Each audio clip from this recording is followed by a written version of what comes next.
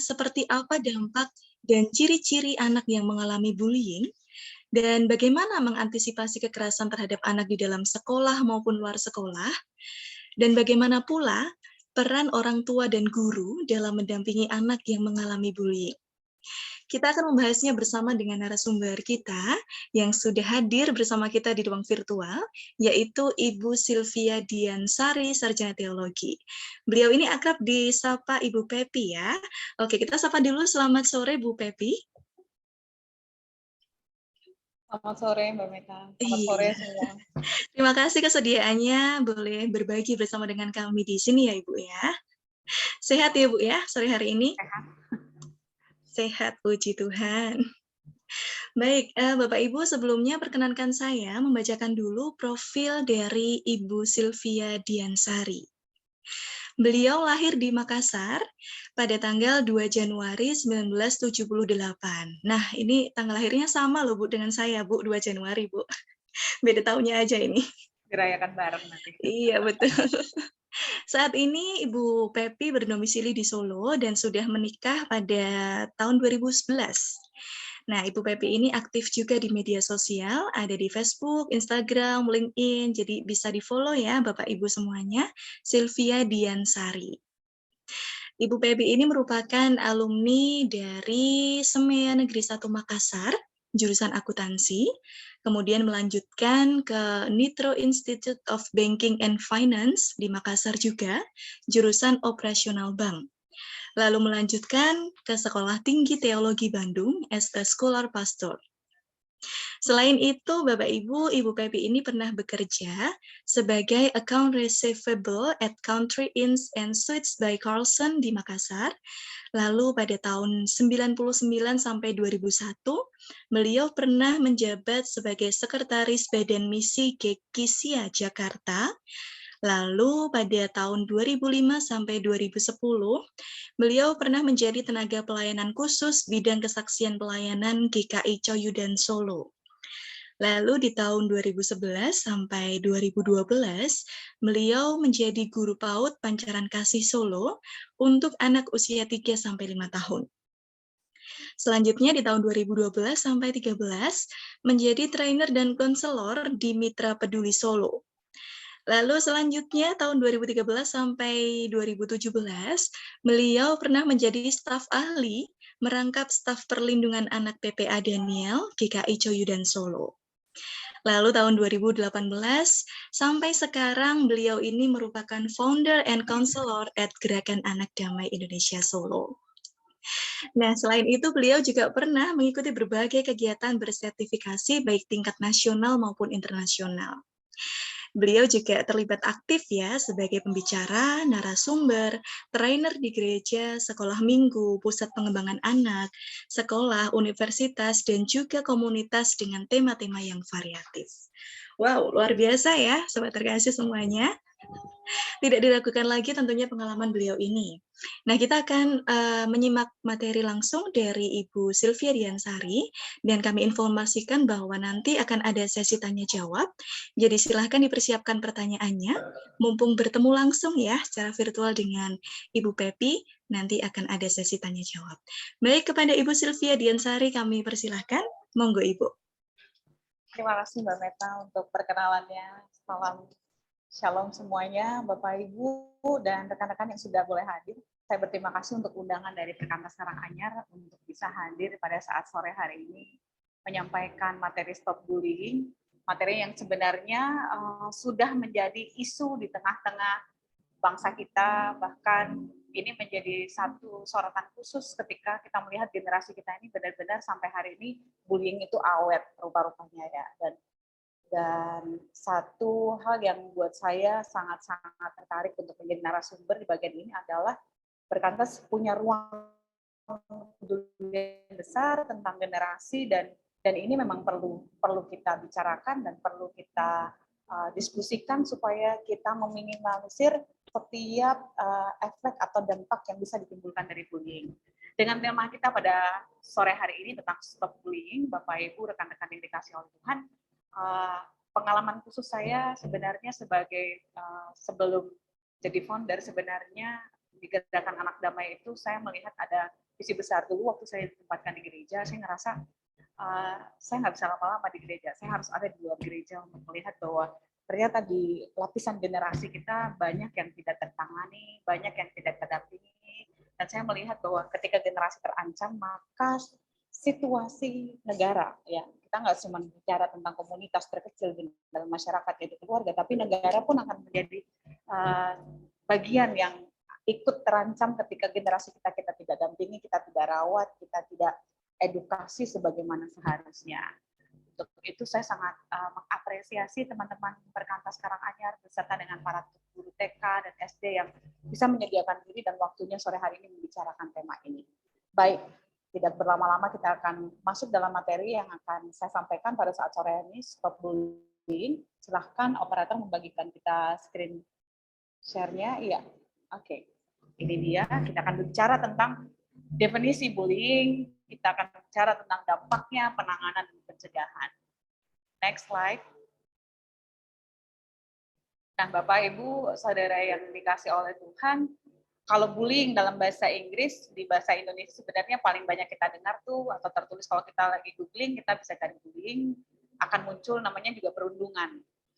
Menurut Kamus Besar Bahasa Indonesia, bullying itu artinya adalah penindasan atau risak yang merupakan cakupan atau segala bentuk kekerasan. Jadi segala bentuk kekerasan yang dilakukan dengan sengaja oleh satu orang atau sekelompok orang yang lebih kuat atau berkuasa terhadap orang lain dengan tujuan untuk menyakiti dan dilakukan secara terus-menerus. Nah, sebenarnya saya ada tambahannya. Tidak hanya dengan tujuan untuk menyakiti, tetapi juga ketika tujuan menyakiti itu terus-menerus dilakukan, itu menjadi satu kesenangan atau bahkan bisa disebut sebagai adiksi ketika para pelaku perundungan atau bullying ini tidak merasakan itu jadi sesuatu yang menyakiti gitu ya untuk orang lain. Jadi mereka hanya memikirkan bahwa ini mereka lakukan hanya untuk kesenangan mereka atau candu mereka terhadap penindasan yang bisa mereka lakukan terhadap orang lain sebagai bukti untuk menunjukkan siapa diri mereka yang sebenarnya. Ya, ini agak seram sebenarnya. Saya akan ceritakan karena saya sempat mendampingi beberapa kasus bullying yang terjadi secara serial. Maksud serial itu adalah bullying itu sudah terjadi di usia taman kanak-kanak sampai berseri ketika dia berpindah ke tingkat yang lebih lanjut SD, lalu kemudian naik ke SMP, SMA, itu pun masih terus berlanjut dengan pelaku yang sama dan korban yang sama. Hebat ya Bapak Ibu Saudara, rekan-rekan. Ini nanti akan saya ceritakan sambil kita melihat pemaparan materi yang saya sampaikan. Baik, next slide. Ya, di Indonesia sendiri tercatat bahwa ada banyak kasus yang terjadi usia 12 sampai 17 anak korban bullying ini benar-benar menjadi satu perhatian khusus. Saya ingat saya ada di dalam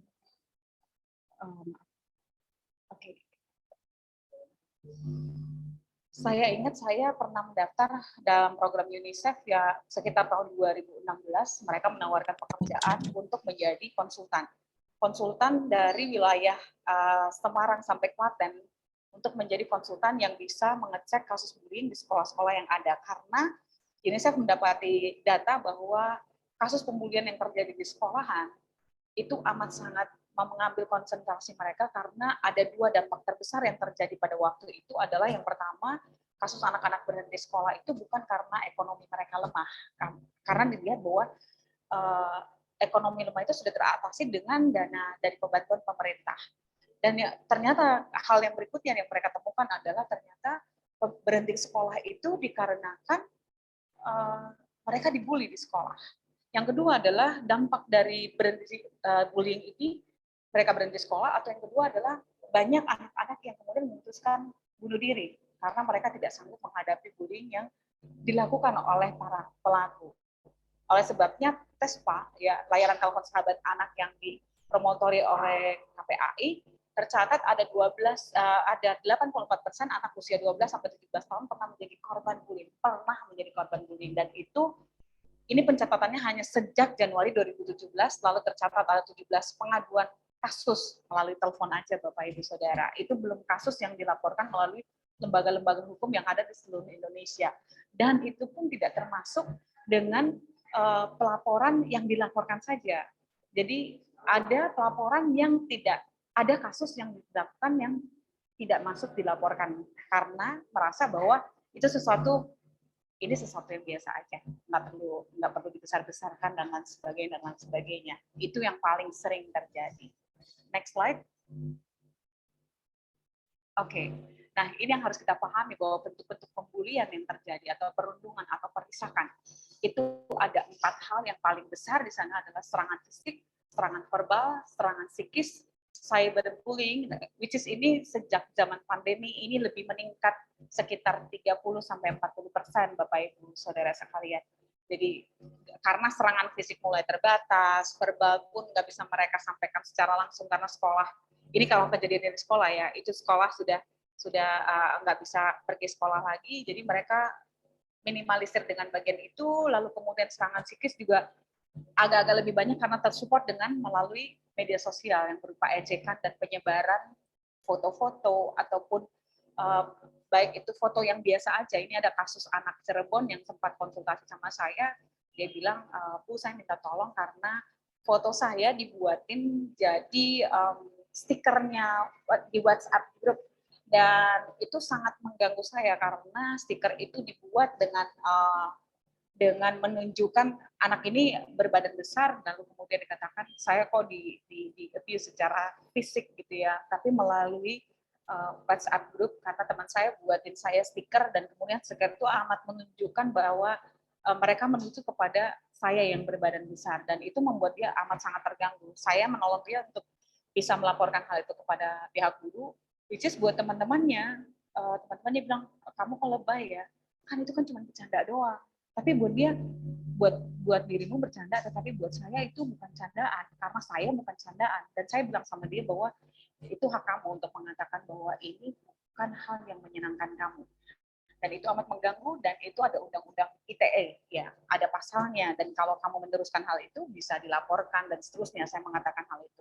Singkat cerita, direspon dengan baik oleh pihak guru kemudian masuk ke WhatsApp group, lalu menegur anak-anak yang melakukan perbuatan itu, dan anak-anak dengan serempak mengatakan, maaf Bu, kami nggak tahu. Karena waktu itu anak-anak merasa bahwa ini sesuatu yang biasa aja gitu, karena cuma stiker doang kok merasa terganggu gitu ya.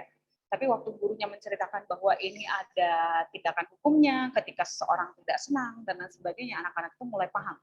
Oh oke, kita nggak akan melakukan itu lagi terhadap teman-teman kita, dan mereka totally berhenti untuk melakukan pembulian secara tidak sengaja dan tidak bermaksud, tetapi pada akhirnya mengarah ke sana, dan mereka benar-benar teman saya ini mengatakan mereka benar-benar berhenti Bu, dan mereka benar-benar mempertimbangkan untuk memasukkan foto-foto atau stiker-stiker yang dibuatin karena nyaplok teman-temannya punya foto di Instagram atau di profile WhatsApp group.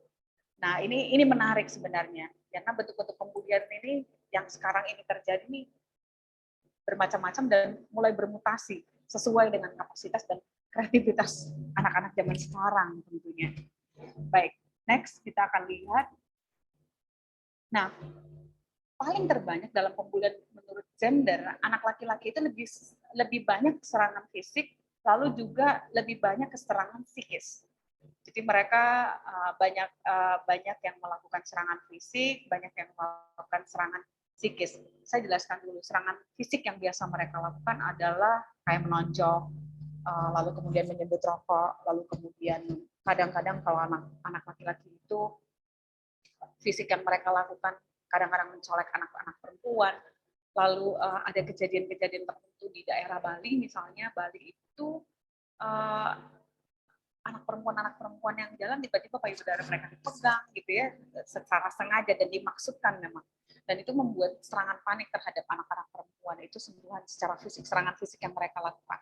Kalau bentuk-bentuk serangan verbal, which is ini yang banyak dilakukan oleh anak-anak perempuan gitu ya, itu serangan verbal mereka biasanya banyaknya labeling, lalu body shaming gitu, mempermalukan karena bentuk badan seseorang, lalu kemudian mereka juga serangan verbalnya akan mematikan mentalitas, mengata-ngatai dengan kata-kata yang tidak seharusnya mereka ungkapkan. Yang paling sering serangan verbal itu mereka menyinggung tentang status atau relasi atau bahkan orang tua.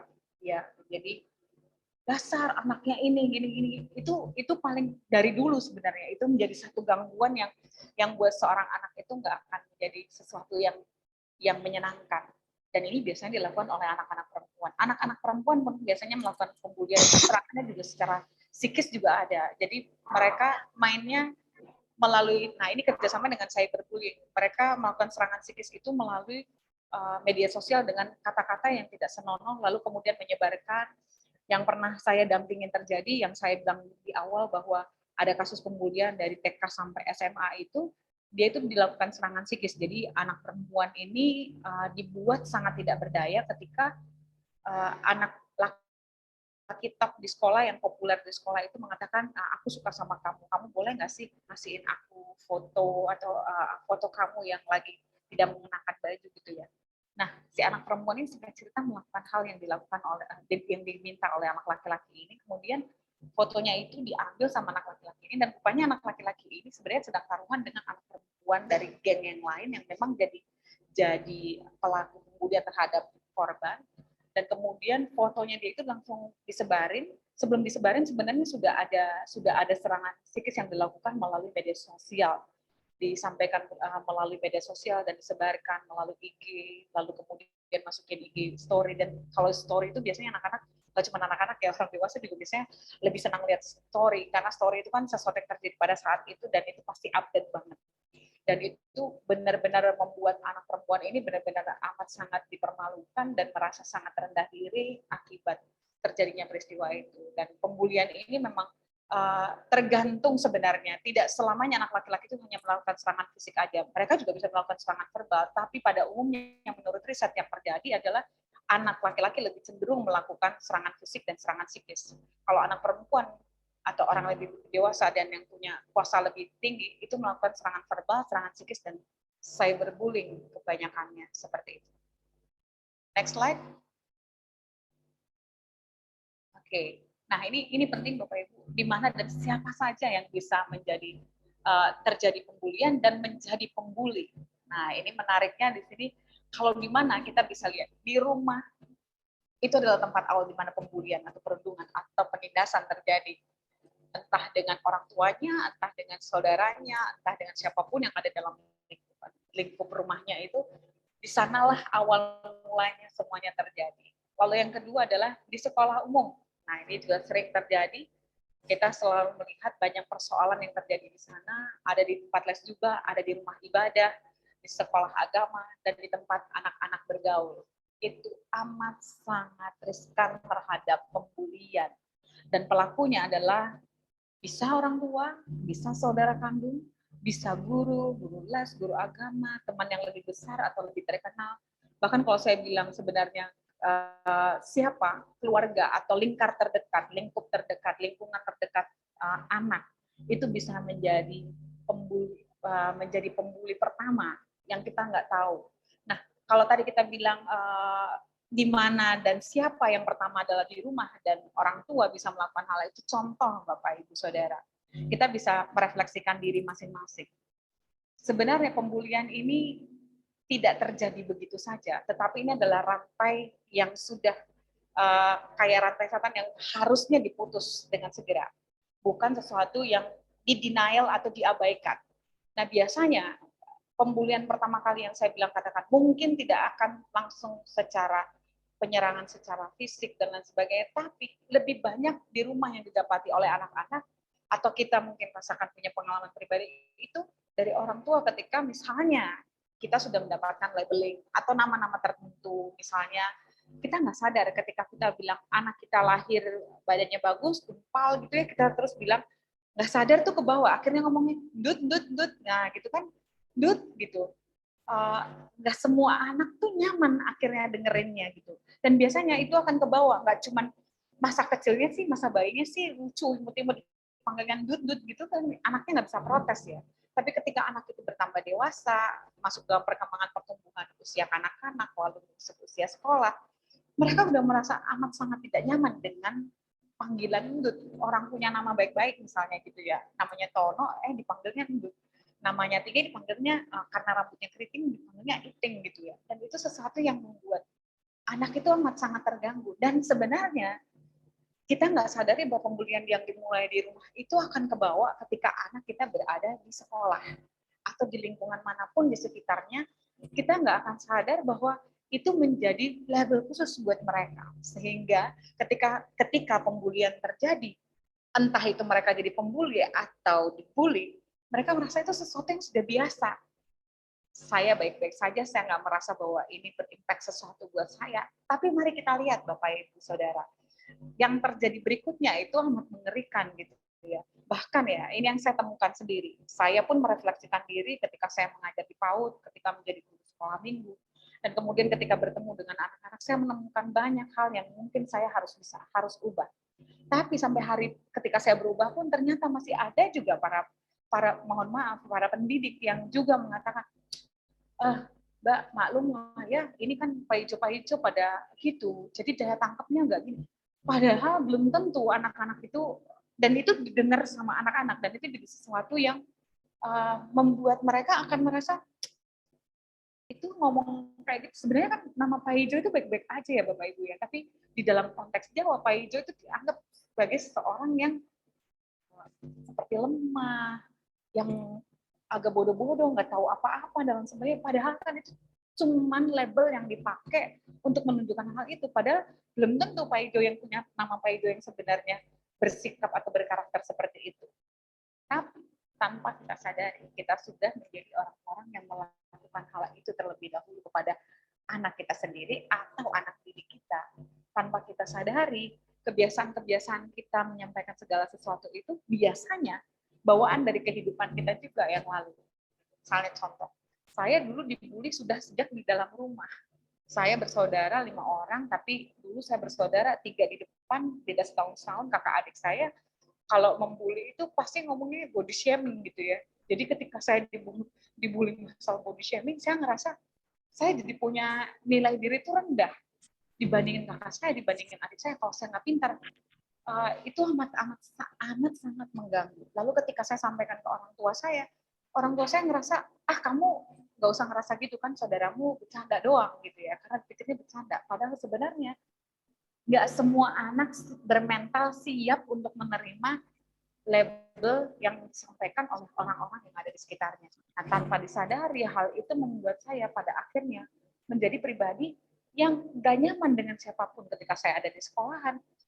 Orang sebenarnya nggak ngomongin saya, tapi ketika saya dengar bahasa yang menyampaikan kata, yang menyinggung tentang bentuk tubuh, penampilan fisik, itu amat sangat mengganggu saya. Dan saya merasa bahwa saya adalah orang yang paling menderita. Kenapa? Karena saya terbiasa di rumah itu udah kebawa yang kayak gitu. Sehingga di sekolah pun akhirnya pertama bukan saya yang jadi target, tetapi karena saya ngerasa itu saya menjadi bagian dari itu, akhirnya saya jadi target mereka. Semoga ini kita bisa pahami bareng-bareng ya Bapak Ibu, rekan-rekan yang dikasih Tuhan. Dan itu menjadi sesuatu yang perlu kita antisipasi dan perlu kita tangani dengan baik dan dengan cara yang tepat. Next slide. Baik, nah ini di usia sekolah, ciri-ciri pelaku bullying itu mereka adalah orang-orang yang tampak amat sangat percaya diri. Ini yang beberapa riset yang saya lakukan terhadap anak-anak dampingan saya, mereka percaya diri gitu ya. Lalu pelakunya ini pandai cari alasan. Dan setiap kali mereka beralasan, alasan itu adalah alasan-alasan yang disampaikan make sense atau masuk di akal.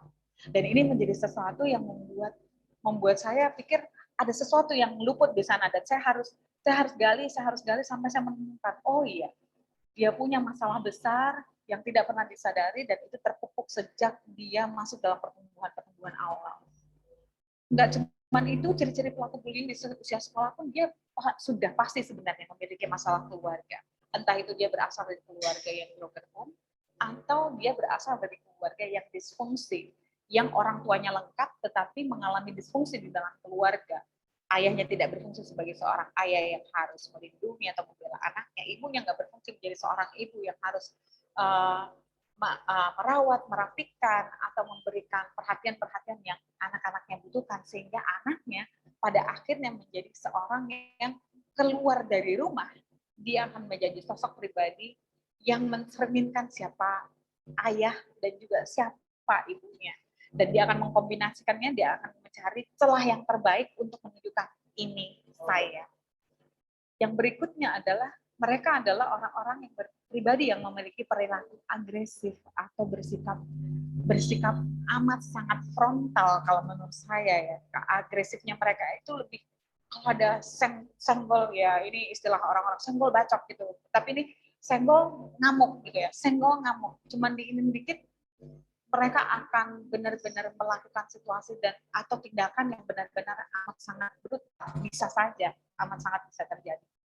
Dan tidak hanya itu, mereka adalah orang-orang yang berdominasi. Sekilas kita akan melihat dia punya jiwa kepemimpinan yang baik. Nah itu baiknya kalau bisa orang tipe anak-anak yang mendominasi itu bisa diarahkan jadi pemimpin. Asalkan kita udah tahu bahwa ketika dia menjadi seorang pemimpin, kita bisa dampingin dia dan pastikan bahwa dia benar-benar bisa mengikuti instruksi kita. Atau dia paling tidak sungkan atau segan dengan kita, sehingga ketika kita mendampingi dia akan tahu bahwa apa yang dia lakukan ini adalah sesuatu yang tidak boleh dilakukan terhadap teman-temannya sebagai seorang leader atau pemimpin. Nah, yang berikutnya dia adalah pribadi yang temperamental, ya, hampir dekat-dekat dengan perilaku agresif, ya, amat sangat temperamental, emosional. Dia akan amat sangat segera menunjukkan ketidaksukaannya, lalu dia akan bereaksi dengan begitu cepat memanggil pengikut-pengikutnya untuk berusaha menyerang korban. Dan mereka sebenarnya, Bapak Ibu rekan-rekan, sebenarnya sudah menargetkan siapa korban mereka berikutnya, dan itu sesuatu yang benar-benar kita harus amati, lihat, dan kita akan antisipasi di bagian-bagian itu pada akhirnya. Nah ini juga manipulatif, dia adalah pribadi yang manipulatif. Dia bisa melakukan berbagai macam cara yang kelihatannya tampaknya baik, tapi sebenarnya dia sedang memanipulasi seseorang untuk masuk ke dalam jerat mereka. Biasanya mereka akan melibatkan, nggak cuma diri mereka langsung. Kalau anak-anak sekarang itu cara ngelibatin dirinya itu ibarat udah keatur gitu ya, nanti kamu yang maju duluan, saya nggak usah kelihatan. Kasus yang saya tangani itu seperti ini misalnya. Jadi korban yang dia targetin itu, dia sudah rencanakan kita harus bertemu di satu tempat, tapi kamu akan bertemu dulu dengan si A, si B, lalu kemudian si A, si B akan bilang, oke, si C ini benar-benar marah sama kamu, sehingga kamu harus melakukan apapun yang dilakukan. Jadi sebagai konektor gitu ya. Tapi konektor yang akan mencoba mematikan korban secara mental, lalu kemudian muncullah pelaku utama. Nah ini menariknya ketika saya menangani kasus ini adalah saya melihat bahwa itu sebenarnya sudah sesuatu yang bukan lagi dilakukan secara refleks, tapi karena sudah terbiasa. Terlalu banyak luka, itu yang saya temukan. Terlalu banyak luka yang dia peroleh, sehingga di amat sangat, menurut saya, amat sangat detail dan itu sangat rapi. Sehingga secara langsung kita nggak bisa lihat dia, tetapi pelaku, apa namanya istilahnya, pelaku utamanya justru dia. Jadi dia bisa membuat dirinya itu tidak kelihatan bahwa dia adalah pelaku utama, dan orang-orang di sekitarnya yang dipakai untuk menjadi untuk menunjukkan bahwa mereka ini pelaku utama terhadap korban. Amat seru ya Bapak Ibu rekan-rekan sekalian. Ini yang sering yang saya temukan di dalam kasus-kasus bullying. Lalu mereka adalah pribadi yang populer. Siapapun akan kenal mereka. Populernya ini, mereka nggak harus cantik, tetapi mereka nggak harus cantik, nggak harus cakep, tapi biasanya mereka ini punya sesuatu yang amat sangat berbeda daripada yang lain. Mereka bisa tampil beda, entah itu tampilan secara fisiknya, entah itu dari cara berbicaranya, entah itu dari pengikutnya, mereka itu sangat-sangat populer. Nah, balik dikit ke kelompok anak perempuan dan anak laki-laki, biasanya anak laki-laki kan main fisik tadi ya, kalau tadi sampai serangan fisik. Tapi jangan salah Bapak Ibu Saudara bahwa anak perempuan pun sekarang justru jauh lebih agresif, dan mereka juga punya kelompok yang bisa melakukan tindakan-tindakan yang sangat-sangat agresif. Kalau di Yogyakarta itu ada di Yogyakarta, ada di Bali, ada di Kupang kalau nggak salah, itu mereka punya klub yang namanya Hello Kitty. Dan mereka itu terdiri dari anak-anak perempuan yang berambut-rambut panjang, dan mereka naik motor-motoran, lalu mereka usianya itu sekitar 14 sampai 18 tahun. Mereka punya cara perekrutan, lalu kemudian mereka punya cara menangani korban-korbannya, lalu mereka punya cara itu mereka sudah punya standar operasional prosedur untuk melakukan tindakan pembulian terhadap korban yang sudah mereka targetkan. Dan ini sebenarnya menurut saya itu sudah sangat kriminal. Tapi di tengah-tengah kita, di dalam generasi kita ini sudah terjadi hal yang seperti itu. Dan mereka punya banyak cara untuk bisa membuat para korbannya ini bertukar lutut, bahkan amat sangat menderita. Ya. Nah, yang paling penting adalah pelaku bullying di usia sekolah itu pernah mengalami bullying. Kita akan lihat di slide selanjutnya. Baik, slide selanjutnya. Nah, untuk ciri-ciri korban bullying di sekolah yang kita bisa lihat. Ini pernah terjadi, ada yang meminta saya untuk mengkonseling anaknya karena anaknya udah nggak mau sekolah, padahal dia sudah usia kelas 6 SD dan sebentar lagi dia akan naik ke SMP, tapi dia benar-benar nggak mau sekolah. Ibunya bawa ke saya, dia juga diem, dia nggak mau bicara apapun. Saya cuma lihat dia beberapa kali ngobrol sama masnya, lalu sama mbaknya, lalu kemudian ibunya ini sampai bingung ya mau saya apakan. Tetapi yang saya temukan adalah dia benar-benar nggak bisa diajak bicara. Dia nggak mau membuka omongan apapun, dan dia lebih terkesan, saya lebih aman nggak ngomong, saya lebih aman untuk berdiam diri saja, tidak usah menunjukkan apapun, pokoknya lebih aman diam.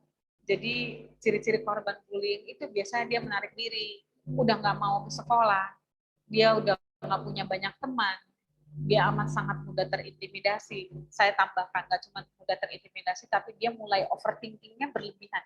Jadi sesuatu yang tidak seharusnya itu terjadi, dia udah pikirin ini bakal terjadi nih sama saya, sehingga dia udah nggak bisa ngapa-ngapain. Saya pernah mengkonseling seorang anak laki-laki, dia itu bisa berjam-jam di kamar mandi, paling setelah dibawa ke saya itu awalnya itu 5 jam di kamar mandi, setelah dibawa ke saya mulai berkurang sampai 2 jam.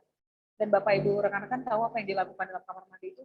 Dia pakai sabun batang itu dari setebal misalnya 3 cm itu bisa sampai 1,5 cm, bahkan 1,5 kalinya itu benar-benar digosok sama dia seluruh badan, dan dia tidak mencucinya memakai air. Dia malah uh, dia malah minta sama ibunya untuk diambilin plastik lagi, dan dia ngerasa bahwa dia amat sangat kotor, ya. Jadi dia sudah post trauma syndrome, PTSD, dia sudah punya kecenderungan seperti itu, dan dia benar-benar bilang, Bu, saya nggak bisa keluar dari kamar mandi. Saya ngerasa bahwa kamar mandi adalah tempat saya yang paling tepat, karena di sana saya bisa bersihin diri saya sebersih-bersihnya. Dan saya amat sangat takut terkena kuman, bakteri, ataupun virus-virus yang ada di luar sana. Kata ibunya, untung aja Bu, dia nggak keluar pakai gas hujan gitu ya. Tapi sayangnya karena dia berbeda pandangan iman ya. Akhirnya anak ini ditarik dari saya setelah konseling 3 kali, ditarik, dan kata ibunya ini bukan gangguan mental, tapi ini ada sudah campur tangan kuasa-kuasa lain di luar ilmu pengetahuan gitu ya, dan ini harus ditangani secara agama. Dan ya itu yang membuat saya bilang, oh ya, saya nggak bisa ngapa-ngapain, tapi saya bilang, Bu, anak ini harus dicari tahu apa yang menjadi masalah dia yang terbesar. Kalau saya melihat karena dia ada dalam sebuah keluarga di mana dia masuk di keluarga kedua. Jadi ini bukan bapak aslinya, dia hidup dengan bapak sambungnya. Lalu kemudian dia juga nggak paham ketika dia tanya tentang bapak aslinya yang mana, ibunya nggak mau hubungkan dengan sebagainya karena ibunya sakit hati dan seterusnya, sehingga anak ini ngerasa kalau dia dengan bapak sambungnya nggak pernah nyambung, oke, dia akan ngerasa dia lebih nyaman ketika dia ada dalam kamar mandi. Kita nggak tahu reaksi apapun, tapi itu dampak yang muncul di dalam diri anak laki-laki ini. Nah, anak-anak yang jadi korban bullying juga biasanya tidak bersemangat dan amat sangat malas berkegiatan. Disuruh apa-apa dia nggak bakal mau. Ataupun ketika kita menemukan bahwa prestasi mereka yang tadinya bagus nih, akhirnya tiba-tiba turun. Dan itu turunnya amat sangat drastis. Rupa-rupanya anak-anak seperti ini mengalami pembulian di sekolah. Entah itu kemudian dilakukan serangan secara fisik, secara psikis, verbal, ataupun cyberbullying. Tapi pada umumnya zaman sekarang ini anak-anak paling takut ketika mereka dibully di media sosial.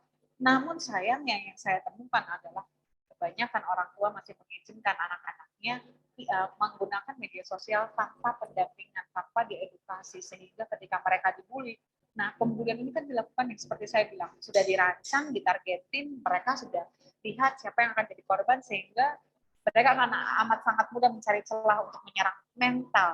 Jadi bullying ini berbahaya karena bullying ini enggak serangan fisiknya aja yang harus kita khawatirkan, tapi sebenarnya serangan mentalnya ini yang sebenarnya cukup urgent untuk kita sikapi gitu, untuk kita dampingin ke depan.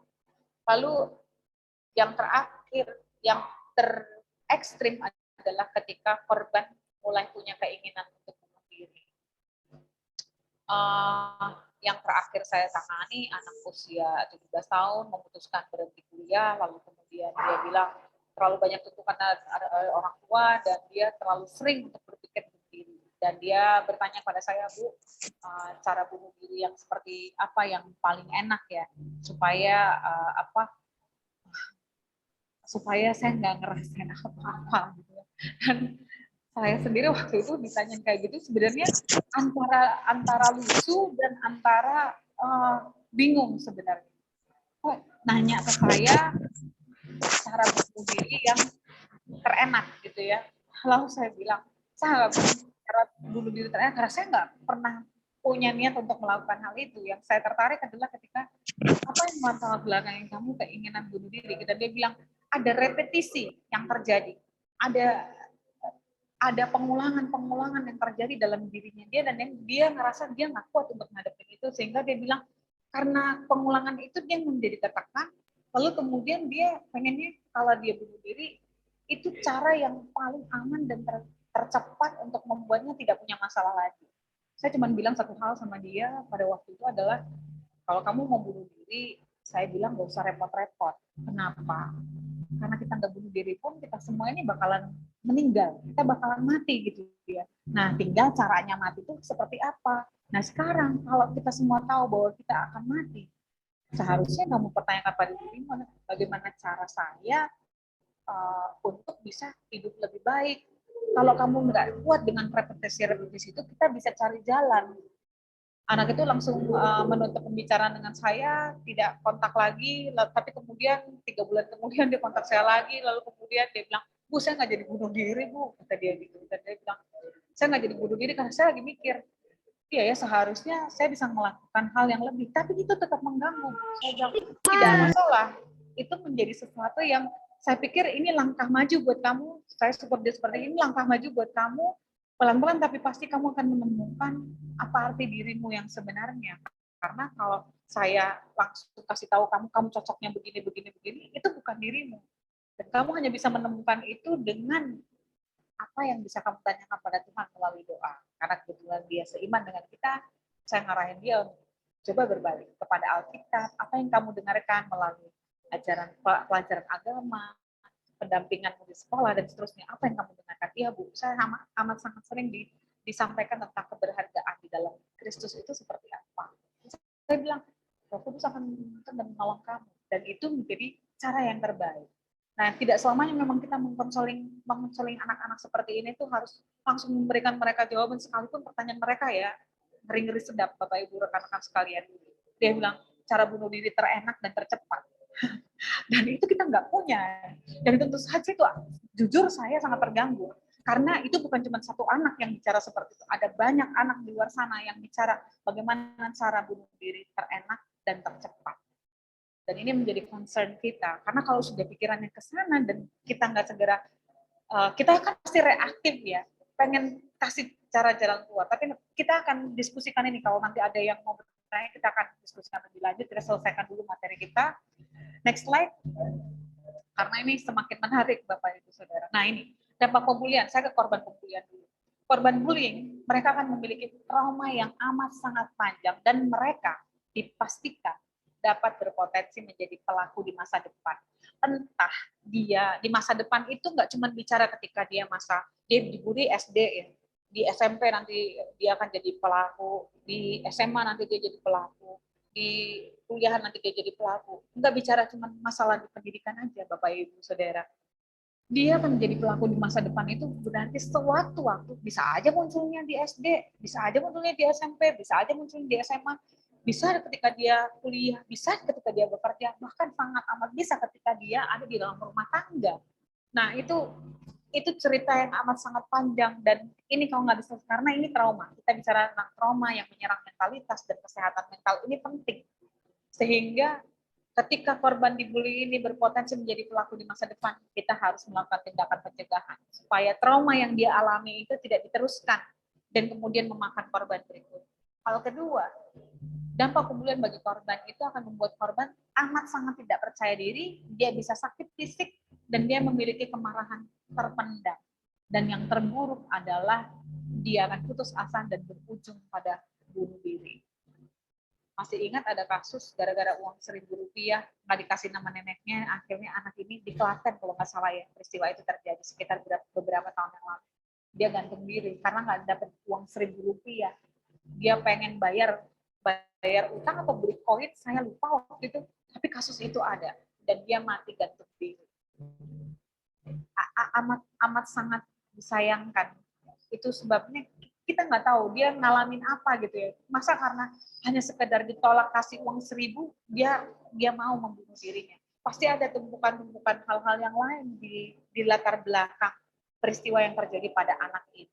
Dan itu terjadi Bapak Ibu Saudara sekalian. Nah, untuk pembuli ini nggak cuma korban yang akan mengalami hal-hal yang dirugikan, tapi juga para pelaku bullying. Mereka berpotensi masuk penjara. Kalau dia di usia anak, dia akan masuk sistem peradilan anak. Tapi kalau misalnya, kalau anak itu menurut Undang-Undang Perlindungan Anak nomor 35 tahun 2014, hasil pembaruan dari Undang-Undang nomor 23 tahun 2002, anak itu semua yang ada dalam kandungan dan sebelum 19 tahun. Nah, kalau gimana Bu, kalau misalnya dia usianya sudah 19 tahun, dia masuk usia anak nggak? Ya, dia udah nggak masuk usia anak. Yang masuk usia anak di bawah 18 tahun, termasuk yang ada dalam kandungan. Nah, kalau usia 18 tahun ke bawah jadi pembuli, dia akan tetap masuk di dalam sistem peradilan anak. Kalau dikatakan sistem peradilan anak, berarti mungkin hukumannya tidak sama. Bukan mungkin, sudah pasti hukumannya tidak sama dengan kriminal yang usianya 18 tahun ke atas. Tapi itu pun dia akan mengalami persidangan. Dan sidang itu akan berlangsung, dan itu amat sangat tidak menyenangkan kepada para pelaku bullying. Anggap aja dia usia 19 tahun ya Bapak Ibu Saudara. Dia masih punya berapa banyak waktu untuk bisa berkarya lagi dan bisa lebih baik lagi kan sebenarnya. Tapi kalau dia masuk ke dalam penjara, maka potensinya kalau dalam penjara ini mereka dikelola dengan baik. Karena mohon maaf, penjara anak atau pusat rehabilitasi anak yang ada di Indonesia menurut saya masih di bawah standar, masih tidak memenuhi hal-hal yang sebenarnya dibutuhkan oleh anak-anak ini untuk pulih dari traumanya sebagai pelaku. Karena banyak hal sistem ini yang harus ditata dan mulai diubah. Ada mungkin perubahan yang ini, tapi belum secara menyeluruh. Jadi perkembangan kakakku kan masa kenaikan amat sangat tidak nyaman gitu ya kalau mereka masuk di dalam sistem peradilan anak. Yang kedua adalah para pelaku bullying pun akan punya rasa bersalah yang besar dalam dirinya. Jadi kalau dia punya rasa bersalah yang besar, Bapak Ibu Saudara, menurut riset yang dilakukan, para pelaku bullying ini pun cuma dua hal yang akan dia hadapi. Dia bisa menghadapi rasa bersalahnya atau dia nggak bisa menghadapi rasa bersalahnya. Kalau dia bisa menghadapi rasa bersalahnya, berarti dia bisa merediksinya menjadi hal yang positif kalau dia didampingi di lingkungan yang positif. Tapi kalau dia didampingi di lingkungan yang benar-benar kacau, dia pun akan menjadi pribadi yang lebih kacau lagi. Dan kemungkinan besar kalau dia nggak bisa kuat menahan tekanan, dia sudah melaju menjadi pelaku, maka dia akan melakukan juga tindakan untuk mengakhiri hidupnya. Karena pernah saya mewawancara salah satu pelaku pembulian, dia mengatakan, Bu, nggak ada harapan buat saya. Saya mengaji, saya berdoa, saya berfokus pada Tuhan. Nggak ada gunanya, karena saya masih kebayang terus dengan apa yang saya lakukan kepada orang lain, karena itu menimbulkan kerugian. Gak cuma kepada dia, bukan kerugian hanya sekedar kerugian materi, tapi rupanya itu kerugian secara mental juga. Dan saya pernah, Bu, dia bilang seperti itu. Saya bilang, iya benar, ini sesuatu kalau kamu sadari, kamu pasti akan memiliki rasa seperti itu. Dia bilang, iya benar. Karena bagaimanapun default-nya manusia, tatanan kita sudah jelas sebagai manusia yang adalah makhluk sosial, yang punya rasa kepedulian pada sesama. Even pun dia seorang pelaku, dia pun harusnya punya sensitivitas sebagai manusia yang bertanggung jawab terhadap manusia yang lain. Dan itu akan muncul di saat-saat di mana dia mulai merasakan, oh iya, saya sudah melakukan bagian tertentu. Jadi kita perlu ingat bahwa dampak pembulian tidak hanya terjadi pada korban, tetapi juga kepada pelaku pembulian. Itu sebabnya harus ada penanganan dan juga harus ada tindakan antisipasi untuk menghindari pembulian ini berlanjut. Slide berikutnya. Ya. Nah ini dia. Mengapa pembulian itu sering terjadi? Kalau Bapak Ibu Saudara pernah dibully, itu sesuatu saya sendiri mengalami pembulian gitu ya. Tapi karena saya melalui tahap-tahapan itu, ketika saya bertanya dengan orang-orang tertentu, saya mulai dikasih pandangan-pandangan yang akhirnya saya bilang, oh iya, ini nggak benar, ini nggak cocok. Saya jadi bisa lawan pembuli saya. Apalagi ketika tidak ada pendampingan, nah pembulian itu amat sangat bisa terjadi. Untungnya ketika saya didampingin secara tidak langsung, nggak disadarin oleh orang tua saya atau kakak pendamping saya dulu waktu ketika saya ada kelompok PA, saya jadi ngerasa, oh saya mulai bisa mereduksi apa yang saya rasakan trauma-trauma saya dibully dan tidak meneruskan hal itu lagi karena pengalaman yang tadi terjadi di masa lalu. Tidak ada pendampingan menjadi salah satu penyebab pembulian ini awet dan menjadi rantai setan yang sulit diputusin. Gak cuma itu, pengalaman yang buruk dalam keluarga pun itu memperkeruh dan memperkuat keinginan untuk menjadikan pembulian itu semakin lekat dan semakin terus dilanggengkan atau dipanjangkan gitu ya. Kayak tadi saya cerita di awal, bahwa pembulian itu sudah terjadi pada korban sejak usia TK, berseri ke SD, berseri ke SMP, lalu ke SMA, lalu kemudian tingkat. Nah ini, tingkatannya pun berbeda. Ketika TK, dia dibully seperti apa, SD dia dibully kayak gimana, SMP dia dibully kayak gimana, tahapannya itu sesuai dengan masa pertumbuhan. Jadi waktu SMP dia dibully nggak sama ketika dia dibully waktu TK. Sampai berujung ke persidangan itu sesuatu yang membukakan mata saya bahwa pembulian ini harus ada pencegahannya, harus ada pendampingannya, karena ketika buruk dalam keluarga itu bukan cuma pola tentang keluarga yang broken home atau disfungsi Bapak Ibu Saudara, tetapi pengalaman buruk dalam keluarga yang kelihatannya keluarganya baik-baik saja, tapi di sana potensi pengabaiannya besar. Pengabaian itu ada peristiwa, tapi ketika disampaikan, oh it's okay, kamu nggak perlu merasa nggak enakan dan sebagainya, itu pengabaian. Sehingga itu pun menjadi salah satu cara melanggengkan pembulian terjadi. Jadi Bapak Ibu Saudara perlu diingat bahwa nah ini ya, pelaku pembulian itu nggak semuanya berasal dari keluarga broken home, tapi ada juga yang berasal dari keluarga-keluarga yang kuat dalam hal mengabaikan omongan anaknya, ada sesuatu yang anaknya butuhkan, nggak didengerin, nggak difasilitasi, nggak diarahkan, nggak diedukasi, nggak dididik. Nah itu juga menjadi potensi yang besar untuk melanggengkan pembulian atau mempermudah pembulian itu terjadi. Bahkan hal berikutnya adalah pembulian itu terjadi ketika seorang pribadi memiliki rasa rendah diri dan ini dia, ini kita sudah singgung ya, silent treatment. Nah biasanya banyak ya, kita udah dengar silent treatment, silent treatment itu dia didiamkan, nggak kasih tahu salahnya apa, harus perbaikin. Oke, dia tahu salahnya apa, tapi dia nggak pernah dikasih tahu harus ngapain gitu ya. Dengan salah yang saya perbuat, saya harus ngapain. Nah itu nggak pernah dikasih tahu. Didiemin aja biar sampai kamu tahu kalau mama atau papa udah bisa ngomong sama kamu, itu berarti mama papa udah maafin kamu. Tapi dia sama sekali nggak pernah diarahin gimana caranya melakukan sesuatu yang benar, karena dia selalu didiamkan. Dan ini sesuatu yang akhir-akhir ini mulai banyak bermunculan, Bapak Ibu Saudara. Next slide. Nah, untuk penanganan kasus pembulian, kalau tadi dari penyampaian saya di awal bahkan sampai sekarang ini, kita perlu menyikapinya dengan tenang, tapi bukan abai. Tenang, bukan abai, dan objektif observasi. Objektif maksudnya kalau ini terjadi dalam lingkungan sekolah, Bapak Ibu Saudara, kita harus dengar dari dua pihak secara objektif, melihat mana yang salah, tetapi kita harus lebih fokus kepada korban. Nah, dari korban ini kita mulai observasi. kebenaran-kebenarannya dengan mengumpulkan saksi-saksi. Kalau kita sebagai guru pendamping atau guru BK, kita harus bisa melihat dari banyak sisi. Nggak bisa cuma dari sisi korban aja, atau cuma dari sisi pelaku aja. Jadi kita harus melihat dari banyak, nggak cuma korban pelaku, tapi juga saksi-saksi sekelilingnya, bahkan pengamatan sehari-hari yang terjadi seperti apa. Demikian halnya juga kalau misalnya Bapak Ibu sebagai guru sekolah minggu atau pendamping remaja, pemuda di gereja, ini perlu disikapinya tenang tapi tidak abai dan objektif observasi. Ya, jadi kita harus melakukan penelitiannya, kemudian mengamatinya, sampai benar-benar kita yakin bahwa ini waktunya saya harus menegur anak ini. Seperti yang biasa saya lakukan adalah karena saya belajar grafologi ya Bapak Ibu.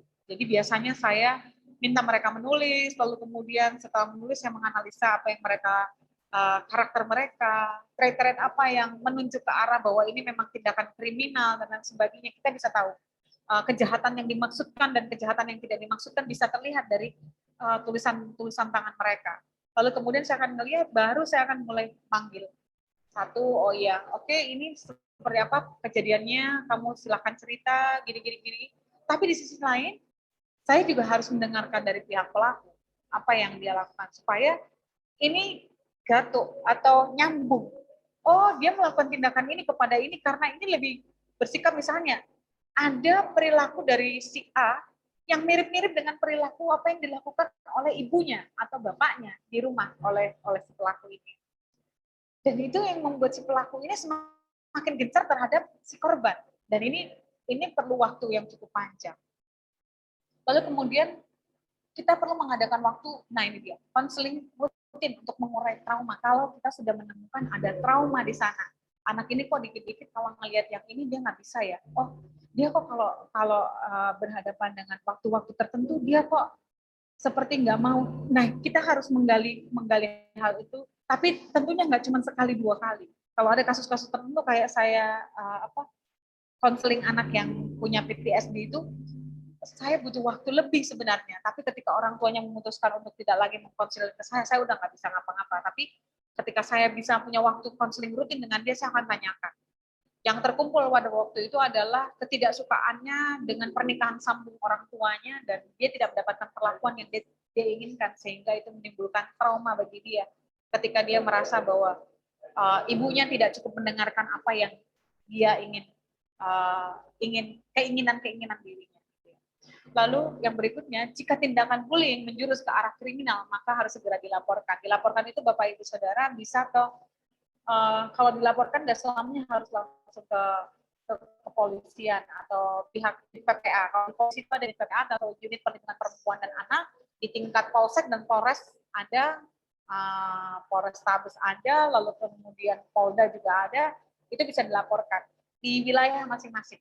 Atau juga bisa dilaporkan, dalam arti laporkan ini sebenarnya kita bisa berkonsultasi ke unit PPA, jangan salah ya Bapak Ibu, unit PPA, atau juga kita bisa berkonsultasi sekelas kecamatan kelurahan itu P2 TP2, mungkin Bapak Ibu Saudara ada yang tahu, bisa konsultasi ke sana supaya bisa diarahkan. Atau kalau Bapak Ibu misalnya tahu, misalnya ada orang-orang tertentu yang bekerja di lembaga bantuan hukum yang aktif menangani kasus-kasus di ruang gender dan anak, itu bisa langsung menghubungi. Kalau di Solo itu ada Spekham, lalu ada Yayasan Yapi, lalu kemudian ada Yayasan Kakak. Itu kita bisa konsultasi sama mereka supaya kita bisa tahu langkah-langkah apa yang bisa kita lakukan ketika kasus bullying ini menjurus ke arah kriminal atau misalnya ke tindak kekerasan seksual atau tindak kekerasan secara fisik atau verbal dan mulai meningkat masuk ke media sosial dan lain sebagainya. Nah, itu kita harus bisa laporkan hal ini karena itu sudah masuk tahapan yang sudah melewati batas usia anak ya yang kita dampingi. Next slide. Baik. Nah, peranan orang tua dan guru, apa peranan kita Bapak Ibu, rekan-rekan yang dikasih oleh Tuhan? Kalau kita mau mengurangi atau mengantisipasi atau mulai mereduksi, meminimalisir dampak dari pembulian atau bahkan mencoba untuk meniadakan pembulian ini, yang harus kita lakukan sebagai orang tua dan guru, kita harus menjadi sadar bahwa kita ini adalah sumber informasi paling utama yang anak-anak punya. atau pribadi-pribadi yang ada di bawah kita yang masih butuh untuk dituntun dan ditolong. Kita adalah sumber informasi mereka untuk belajar menerima diri mereka, belajar menerima diri orang lain. Kita juga perlu menjadi pribadi yang dipercaya dan hangat. Kadang-kadang tuh saya jujur-jujur ketika saya menjadi seorang konselor anak atau pemerhati anak, saya punya banyak teman-teman yang ingin supaya saya berdiskusi dengan anak-anak, lalu dan bisa akrab gitu sama anak-anak. Saya bukan nggak bisa akrab dengan anak-anak atau generasi Bapak Ibu Saudara, tapi kalau itu misalnya teman-teman dekat saya bilang saya akan menolak. Saya akan lihat dulu kondisinya, karena biasanya anak itu sebenarnya meraba atau udah berpikir bahwa kalau saya ngomong sama teman mama saya, bukannya mereka merasa nyaman sebenarnya, tapi mereka merasa bahwa itu ancaman. Karena kalau hubungannya mereka baik-baik saja tidak masalah, tapi ketika ini yang saya dapati ya Bapak Ibu Saudara, tapi ketika dia bermasalah dengan mamanya, dia akan ngerasa apa yang saya harus ngobrol sama si tante ya, nanti tante juga nyampeinnya yang lain, dan itu pikiran mereka. Dan saya bilang kita harus respect kepada mereka, sehingga anak-anak ini gimana caranya supaya orang tua bisa bekerja sama dengan guru sekolah umum, tempat anak belajar formal, atau juga guru sekolah minggu yang ada di sekitarnya, supaya kita tersinergi satu dengan yang lain. Kadang-kadang kita perlu cara seperti ini untuk saling terhubung supaya kita bisa membangun komunikasi dan menolong anak-anak kita supaya mereka terhindar dari kasus pembulian ataupun tidak menjadi korban, tidak juga menjadi pelaku. Sehingga peranan kita sebagai orang tua dan guru adalah membangun komunikasi yang bisa mengatakan pada anak, menerima diri anak itu apa adanya, sekalipun Bapak Ibu Saudara, anak itu mungkin menurut kita, anak ini sangat bermasalah, kita nggak bisa diskriminasi mereka, karena menurut konvensi hak-hak anak yang sudah terlantar di PBB sejak tahun 1984, itu memang anak kita harus diperlakukan non-diskriminasi dan non-rasis. Jadi siapapun harus kita hormatin sebagai anak binaan kita, anak kandung kita, apa yang mereka butuhkan, kita harus benar-benar tahu bagaimana cara men-treat mereka atau memperlakukan mereka dengan tepat. Dan tidak cuma itu, kita juga perlu memberikan pemahaman tentang cara menghormati dan menerima perbedaan gender, karena ini yang paling banyak sebenarnya. Pembulian itu selalu berkaitan dengan masalah perbedaan gender. Lalu kemudian, labeling yang orang tua bicarakan, yang kadang-kadang menyangkut suku-suku lain atau golongan-golongan lain, sehingga anak tuh merekam dan kemudian merasa bahwa perbedaan ini menjadi sesuatu yang ekstrim, tidak bisa diterima dan tidak bisa ditolerir. Padahal sebenarnya tidak seperti itu, bukan? Yang harus kita lakukan adalah kita harus bisa saling menerima satu dengan yang lain, menghormati satu dengan yang lain, dan bisa menghargai perbedaan-perbedaan yang kita punya, seperti itu.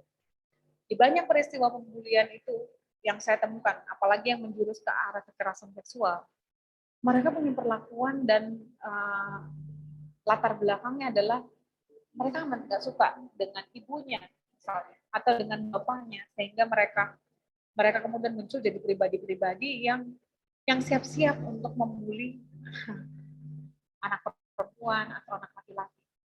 Anak perempuan pun, sekali lagi, anak perempuan pun bisa jadi pembuli Bapak Ibu Saudara. Jadi jangan pikir anak perempuan itu tidak bisa membuli atau dia cuma jadi korban, tapi anak perempuan pun bisa menjadi pelaku tindak kekerasan pembulian ini. Baik, next slide. Sepertinya sudah habis ya. Nah, baik. Slide saya sudah sampai di sini. Kira-kira itu yang saya bisa sampaikan kepada Bapak Ibu, rekan-rekan sekalian. Saya serahkan kembali ke Mbak Meta ya untuk masuk di dalam sesi tanya jawab. Silakan. Oke, baik. Terima kasih Bu Pepi atas materi yang sudah disampaikan. Nah, kiranya apa yang telah kita terima tadi menjadikan kita semakin waspada ya terhadap kasus bullying yang dampaknya memang luar biasa merusak potensi generasi muda saat ini, apalagi anak-anak kita. Dan semoga kita makin bijak juga menghadapinya. Nah, Bapak Ibu, sebelum kita ke sesi pertanyaan, kita mau foto bersama dulu ya, karena waktunya kan ini sudah hampir menutup ya sebelum pada live karena banyak yang mau beribadah untuk kenaikan Tuhan Yesus. Kita mau foto bersama dulu. Monggo untuk Mas Yugo untuk dipandu foto bersamanya. Baik, persilahkan. Boleh dibuka dulu kameranya Bapak Ibu semuanya. Boleh Baik, on cam dulu. silakan bisa on cam semua ya teman-teman ya. Oke, di sini akan ada sekitar 3 kali foto ya. Oke, sebentar saya cek dulu semuanya apakah sudah terbuka. Oke, silakan. Oke. Baik, akan tiga kali foto ya. Oke, siap-siap ya teman-teman ya. Ini saya akan melakukan foto yang pertama terlebih dahulu. Siap? 1, 2, 3. Oke, berikutnya slide yang kedua. Oke ya, siap ya. Oke, silakan bisa dibuka semua fotonya. Siap? 1, 2, 3. Oke, baik. Sekarang yang terakhir. Oke, siap ya. 1, 2, 3. Baik, sudah Mbak. Oke, terima kasih Mas Yugo dan Bapak Ibu semuanya sudah berkenan on cam dan kita sudah berfoto ya. Baik, kita masuki sesi tanya jawab karena waktunya terbatas. Ini untuk sesi kali ini kita batasi 2 pertanyaan saja. Untuk yang mau bertanya lebih lanjut, nanti akan dibagikan kontak dari Bu Silvi. Jadi nanti akan bisa bertanya langsung kepada Ibu ya, begitu. Monggo, apakah ada yang mau bertanya? 2 penanya dulu, boleh. Selamat sore, Ibu. Oke, boleh sebutkan namanya dulu, Ibu. Saya Ibu Triwi Prihatnawati, orang tua dari Santri Sendiri. Baik, Ibu Tiwi ya. Ya, Monggo Ibu, pertanyaannya boleh. terima kasih waktu yang diberikan kepada saya. Cuman saya mau menanyakan Ibu, ini ada suatu kasus, yaitu pembulian juga, dan sampai saat ini tuh anaknya tidak berani sekolah, Ibu, dan orang tua itu kesusahan untuk mengarahkan anak mau sekolah. Langkah apa yang bisa kita ambil biar anak tersebut bisa kembali bisa melupakan atau mungkin bisa menerima dan dia bisa aktif lagi seperti anak-anak seusia dia. Terima kasih Ibu. Oke, baik. Itu tadi pertanyaan dari Bu Tiwi. Kita tampung dulu ya Bu Pepi ya. Satu lagi pertanyaan, monggo. Satu orang lagi. Apakah ada yang mau bertanya di ruang ini? Bapak Ibu, dipersilahkan. Selamat sore. Oke, baik. Dengan siapa ini?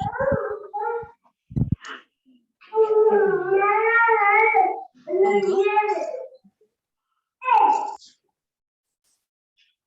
Iya, halo. Tadi siapa ya? Oke, baik, selamat sore. Oke, baik. Ibu Mita ya? Iya, saya. Ya, selamat sore Mbak Mita dan juga Bu Sylvia. Terima kasih buat pembahasannya. Cuman yang membuat saya tertarik tadi itu adalah bagian dari serangkaian tadi, bagaimana pencegahan awal atau pencegahan yang harus dilakukan sedari dini, gitu. Karena kan kita tahu bahwa bullying itu bisa terjadi dari rumah, kemudian dari sekolah di mana saja. Nah, buat saya pribadi, saya juga menganggap, saya juga terpikir bahwa apakah kita juga perlu memberikan semacam edukasi seperti itu untuk orang-orang yang mungkin akan membentuk sebuah keluarga begitu. Ketika membentuk sebuah keluarga juga diberikan edukasi seperti ini. Jadi ketika mereka juga memiliki seorang anak atau memiliki keturunan, mereka juga memahami kondisi-kondisi seperti ini. Cuma itu. Terima kasih. Baik, terima kasih Bu Mita atas pertanyaannya. Untuk Bapak Ibu yang lain, jika ada pertanyaan, di kolom chat sudah diketikkan ya nomor dari Ibu Sylvia. Jadi bagi yang mau bertanya, bisa WA di nomor 0821 3433 1186. Bisa dilihat di kolom chat ya Bapak Ibu. Baik Ibu Pepi, kita jawab ya, mulai jawab satu demi satu. Yang pertama tadi pertanyaan dari Ibu Tiwi. Ada kasus bully begitu, dia tidak berani sekolah. Nah, itu langkah apa yang bisa diambil untuk permasalahan ini? Monggo Ibu. Iya, yang saya perlu tanyakan ke Bu Tiwi sebenarnya adalah dia usianya berapa, anak laki-laki atau perempuan, lalu sudah berapa lama dia tidak bersekolah, dan apakah sudah pernah dikonsultasikan ke ke BK, paling pertama dari BK, yang kedua adalah psikolog, yang ketiga psikiater. Itu anak usia SMP, Ibu. Dia usia SMP, dia hampir kurang lebih 3 bulan dia tidak berani sekolah. Sampai saat ini dia ke rumah kakaknya karena memang benar-benar dia tidak mau dan dia takut sekali di sekolah. Sampai saat ini dia dipindah di sekolah suatu yayasan atau pondok pesantren, tetapi di situ pun dia juga tidak nyaman, Ibu, begitu. Apakah ada akses, Bu? Maksud saya akses adalah ada akses untuk bisa bertemu dengan saya, bisa karena saya tidak di Solo. Kalau saya ada di Solo sih sebenarnya bisa bertemu dengan saya, tapi kalau misalnya saya lagi nggak ada di Solo, ada teman-teman saya yang bisa bantu untuk mencoba untuk menemukan apa yang jadi permasalahannya dia. Paling tidak kalau anaknya masih bisa mau ngobrol dan dia disupport dari pihak keluarganya, itu penting sebenarnya. Jadi langkah-langkahnya memang dia harus kita tahu dulu ada support keluarga. Kalau keluarganya memang diberikan penjelasan bahwa anak ini perlu ditangani lebih intensif, maka itu bisa jadi jalan supaya anak ini bisa dibawa ke kita bisa bantu untuk konsultasikan dia dan cari masalah dasarnya dia seperti apa. Kalau dia biasanya udah 3 bulan dan usianya SMP, nah itu biasanya dia harus bertemu dengan orang yang benar-benar dia ngerasa bahwa ini di luar lingkup, mungkin ya ada ancaman tertentu yang dia rasakan tadi. Dia nggak ngerasa disupport pihak keluarga, itu kemungkinan besar. Nggak merasa ada yang bisa bantu dari pihak keluarga, orang lain nggak mungkin percaya dengan omongannya dia, lalu dia punya ketakutan-ketakutan tersendiri. Apalagi kalau misalnya, itu tadi yang saya sampaikan di awal, bahwa sekolah umum maupun sekolah agama itu justru menjadi tempat-tempat di mana potensi pembulian itu amat sangat bisa terjadi dan mengulangi traumanya dia. Jadi kalau saran saya adalah kalau Bu Tiwi punya akses ke keluarga untuk bisa menolong anak ini, karena usia SMP berarti usia anak ya, berarti keluarganya harus dilakukan pendekatan supaya keluarganya bisa diberikan support agar bisa membawa anak ini untuk dikonsultasikan. Itu dari saya, Bu Tiwi. Terima kasih, Ibu. Cuman ini masalahnya, Ibu, saya tuh tergerak untuk membantu karena saya juga merasa terbeban juga karena kita punya anak. Kalau kita punya anak seperti itu dia nggak mau sekolah, sebagai orang tua kan terbeban juga. Nah, saya punya kerinduan untuk membantu untuk menyelesaikan masalah keluarga ini, tetapi saya saat ini belum tahu dan belum mengerti bagaimana caranya. Makanya saya ingin minta petunjuk kepada Ibu Sylvia, bagaimana langkah saya sebelum ke yang lebih tinggi lagi ranahnya. Ini bagaimana langkah saya untuk membantu keluarga ini, Ibu. Terima kasih. Iya, Bu Tiwi bisa kontak keluarga, lalu kemudian boleh tidak saya dikirimkan, kalau Bu Tiwi nanti nomor saya tadi sudah dikirim melalui kolom chat, saya minta tulisan tangan anak itu. Kalau tulisan tangan anak itu ada, saya bisa difoto terus di WA, kirim melalui WA saya, lalu saya coba dan dibantu analisa. Kira-kira masalahnya di mana, lalu nanti hasil yang saya analisa bisa Bu Tiwi sampaikan ke pihak keluarga bahwa saya akan lihat tingkat urgensitas anak itu perlu didampingin seperti apa. Jadi supaya keluarga juga tahu bahwa ini sesuatu yang penting untuk anak ini gitu ya, nggak boleh berhenti, memang harus diperjuangkan. Saya sangat support kalau Bu Tiwi bisa ada jalur untuk bisa ketemu keluarga, lalu minta tulisan tangan anak ini yang paling terakhir yang mana, kirimin ke saya melalui WA saya. Iya, ya coba nanti saya coba Ibu untuk kita konsultasi dengan keluarga karena memang keluarga ini sangat tertutup. Jadi nanti saya bisa punya kontak langsung ke anaknya nggak? Nggak ada, Bu. Karena ini kan terus terang ini antar keluarga ya, Bu. Jadi kan kita ngomong-ngomong terus dia menceritakan bahwa salah satu keluarganya itu tidak mau sekolah karena dia kena bully. Sudah hampir 3 bulan atau 4 bulan dia tidak mau sekolah sampai hari ini. Terus dari pihak keluarga sudah memindahkan sekolah, yaitu di suatu pondok pesantren. Tetapi baru kemarin saya dengar anak itu sudah nggak mau lagi sekolah. Jadi sudah traumanya itu sudah sangat berlebihan kalau saya merasa seperti itu. Dan saya kemarin berpikir, saya ingin menolong anak itu karena usianya masih usia sekolah. Bagaimana saya menolong anak ini biar anak ini bisa terbuka kembali untuk punya semangat belajar kembali, itu bagaimana. Dan saya bersyukur pada hari ini saya mendapatkan bisa mendapatkan pelajaran yang luar biasa yang nantinya boleh menolong saya untuk menolong anak itu untuk bisa mengembalikan jati diri dia, mengembalikan percaya diri dia. Itu saya sangat bersyukur. Nanti coba saya Bu, saya hubungi dulu keluarganya. Tetapi sebelum saya melangkah lebih lanjut untuk ke Bu Silvi, tapi kalau saya langsung ke Bu Silvi, otomatis keluarga mungkin keberatan karena belum tahu siapa Bu Silvi. Jadi mungkin saya dulu pendekatan dahulu Ibu. Nah, saya mohon untuk langkah apa Ibu saya harus bisa masuk ke situ. Dan nanti kalau memang saya bisa bertemu dengan anaknya, saya harus seperti apa? Mungkin Ibu lebih berpengalaman, saya mau menimba ilmu Ibu, biar nanti saya juga bisa menjadi berkat bagi orang lain. Terima kasih Ibu. Iya. Jadi kalau memungkinkan Ibu Tiwi kontak keluarga, ada akses ke anak, Ibu bisa ngobrol-ngobrol santai dengan dia. Kalau anak itu percaya, yang Ibu gali adalah apa perasaan dia selama ini, apa yang mengganggu dia. Nah, coba kasih waktu dia untuk bisa mengungkapkan. Memang harus biasanya nunggu lama sih. Nah, cuman saya yang agak khawatirnya adalah sebenarnya ada masalah juga di keluarganya, sehingga anak ini kemungkinan kalau kita mau, karena aksesnya Ibu kan terbatas ya, nggak bisa langsung dan lain sebagainya, jadi mungkin Ibu lakukan pendekatan sederhana aja ke keluarganya, misalnya gimana kabar anaknya, Bu, misalnya kalau Ibu nanti saya bantuin, keluarga bisa ngasih tulisan tangan anak yang terakhir, saya bantu analisa, saya akan kasih tahu Bu Tiwi, nanti Bu Tiwi yang lanjut aja ngobrol-ngobrol sama keluarga sampai Ibu bisa dapat akses untuk ketemu anaknya langsung, Ibu bisa ngobrol dari hati ke hati. Nanti kalau Ibu bilang sudah menemukan kira-kira apa yang ininya, Ibu bisa saya bantu, Ibu bisa kontak saya akan bantu. Terima kasih Ibu, terima kasih sekali. Mungkin saya nanti bisa melangkah dengan pasti dan saya punya keyakinan bahwa nantinya anak itu bisa kembali mempunyai jati diri dia seperti apa. Terima kasih Ibu Selvi, selamat sore. Selamat sore Bu Tiwi, Terima kasih Bu Tiwi. Untuk yang kedua Bu Pepi, langsung saja pertanyaan terkait pencegahan awal yang harus dilakukan sedari dini itu seperti apa? Pertanyaan dari Ibu Mita. Monggo Ibu Pepi. Ini juga pertanyaan yang bagus ya dari Bu Mita ya.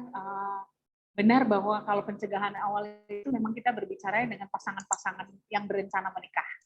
Dan saya sangat mensupport kalau Perkantas Karanganyar bisa melakukan banyak kegiatan, misalnya gereja pun ya ikut berpartisipasi, karena mulai dari sejak ada hubungan pertunangan dan lain sebagainya itu sebenarnya sudah harus diperlengkapi cara-cara bisa merawat anak, rencana ke depan mau seperti apa dan seperti apa, itu penting. Kenapa? Karena kasus pembulian ini saya bilang ditarik cikal bakalnya sudah muncul dalam keluarga, dan sebenarnya pendekatan paling terdekatnya lagi dari hasil riset yang saya lakukan adalah itu sudah dimulai sejak dalam masa kandungan.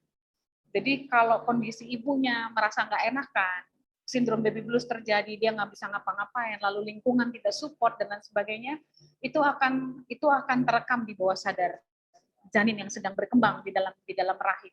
Karena ternyata dari hasil penelitian, rahim yang berkembang usia 3 bulan dalam kandungan, fungsi otaklah yang paling sempurna.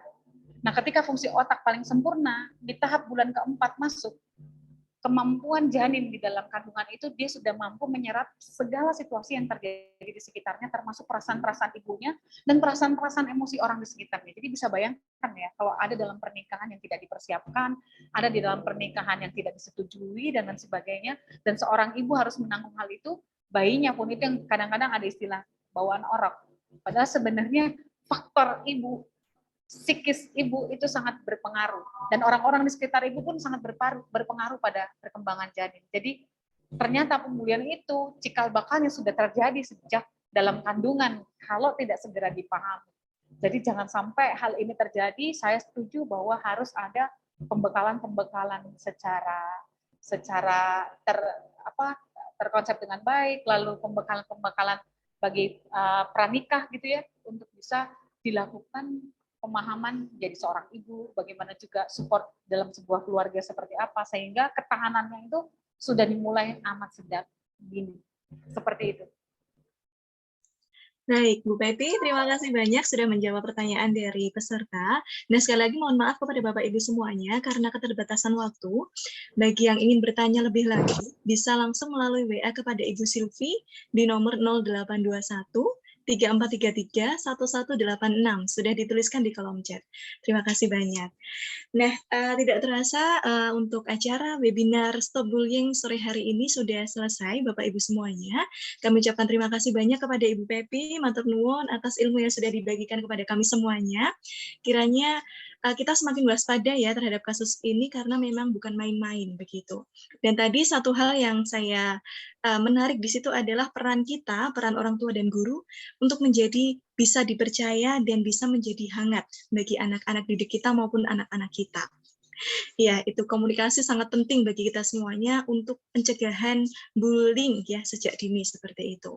Baik, Bapak Ibu yang terkasih dalam Tuhan, demikianlah acara webinar kali ini.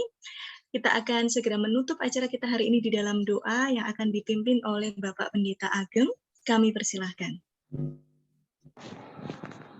Terima kasih Bu Silvi yang telah menolong kita bersama memahami tentang materi bullying ini. Kiranya boleh menjadi berkat bagi kita semua. Mari kita menyiapkan hati kita berdoa. Kami sungguh bersyukur kepada Tuhan yang telah menyatakan kasih-Nya bagi kehidupan kami. Terima kasih kalau pada kesempatan ini kami boleh bersama-sama belajar melalui materi yang telah disampaikan oleh Bu Silvi, di mana kami memahami tentang bullying yang dapat terjadi dimanapun, bahkan dimulai dari keluarga. Kiranya melalui apa yang kami dengar, kami boleh bersama-sama merendahkan hati kami, mengakui jika mungkin kami juga bagian dari pelaku, atau mungkin kami juga menjadi korban dari bullying. Kiranya kami ditolong dan dimampukan oleh Roh Kudus untuk kami boleh memiliki kehidupan yang lebih baik, yang menjadi berkat bagi setiap orang. Dan kiranya damai sejahtera Allah ada di dalam hati kami, dan melalui damai sejahtera yang telah kami terima itu, kiranya kami boleh membagikannya bagi banyak orang. Terima kasih untuk webinar yang Tuhan sudah sertai, yang kami boleh terima pada hari ini, dan kiranya kami boleh menerapkan setiap apa yang telah kami terima ini di dalam kehidupan kami, di dalam pelayanan kami, di dalam pekerjaan kami, dimanapun Tuhan menempatkan kami. Terima kasih Tuhan, kami mengakhiri dan kami menyerahkan semuanya ke dalam Tuhan Yesus Kristus, Juru Selamat kami. Amin. Amin. Terima kasih Bapak Ageng.